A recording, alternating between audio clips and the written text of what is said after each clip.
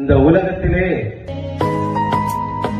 எதை வேண்டுமானாலும் ஒரு மனிதனிடமிருந்து பிரித்து எடுக்க முடியும். ஒருவனுடைய செல்வத்தை எடுத்து விடலாம், ஒருவனிடம் இருக்கின்ற பொருளை எடுத்து விடலாம். ஏன் தற்போது சூழ்நிலைகளில் நமக்கு தெரியாமலே நம்முடைய உடம்பில் இருக்கின்ற பார்ட்ஸ்களை கூட திருடுகின்ற சூழ்நிலையில் தான் நாம் இன்றைக்கு இருக்கின்றோம். ஆனால்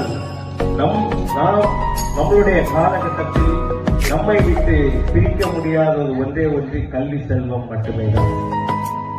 அப்பேற்பட்ட கல்வி செல்வத்தை நாம் ஒவ்வொருவரும் நம்முடைய வாழ்க்கை ஒரு லட்சியமாக, ஒரு நம்பிக்கையாக, விடாமுயற்சியாக அடைந்து உங்களுடைய வாழ்வில் இந்த பகுதியில் இருக்கிறவர்கள் பல அதிகாரிகளாக, இன்னும் இந்த மாவட்டத்துக்கே ஒரு எஸ்பியா கூட வரக்கூடிய என்றால் உங்களுடைய கல்வி செல்வம் மட்டுமே தான்.